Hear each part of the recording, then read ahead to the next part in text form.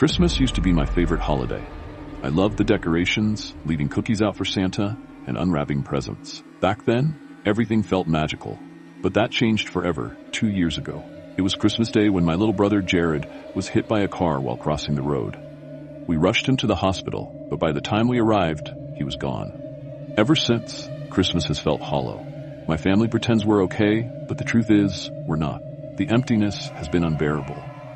This year, something unexpected happened. My dad's estranged father, Grandpa George, reached out after years of silence. Mom was suspicious, but Dad, desperate for some happiness after all the tragedy, wanted to give him a chance. Against my better judgment, we set off to visit Grandpa at his house in the middle of nowhere. The drive was tense and silent, like every family trip since Jared's death. When we finally reached Grandpa's house, the sight sent chills down my spine. It was an old, crumbling farmhouse perched on a hill. The windows were shattered, the paint was peeling, and the place looked abandoned. I thought about the warnings we'd heard earlier that day in the nearby town. A store cashier had grown pale when we mentioned Grandpa's house. "You must be mistaken," he said. "Don't go there." Others told us to stay away, their voices trembling with fear. But no one explained why. The wind howled as we climbed the creaking steps and knocked on the door. After a long, eerie silence, the door creaked open. An old man with a gaunt face and hollow eyes stood there. "Grandpa."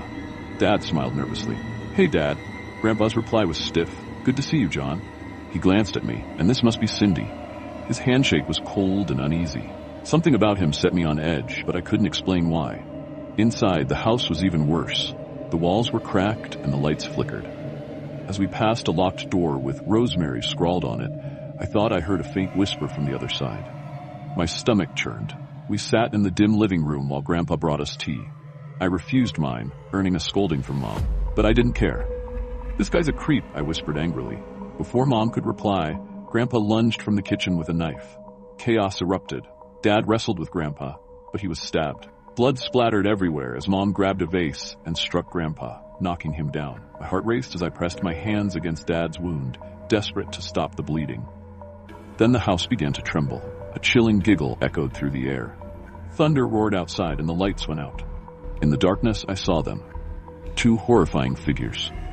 The first was a man in tattered clothes, his skin burned and scarred, with glowing white eyes and a twisted smile. The second figure had half his face missing, his exposed skull dripping with blood. They spoke in raspy, demonic voices. "Free us." Panic consumed me as the creatures blocked the exits. Mom and I ran upstairs, locking ourselves in a bedroom. I sobbed uncontrollably while Mom tried to call for help.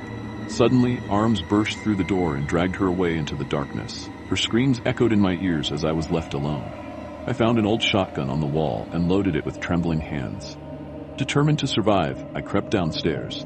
The creature's laughter surrounded me, whispering, "Free us." Then Grandpa appeared, his knife raised. Without thinking, I fired.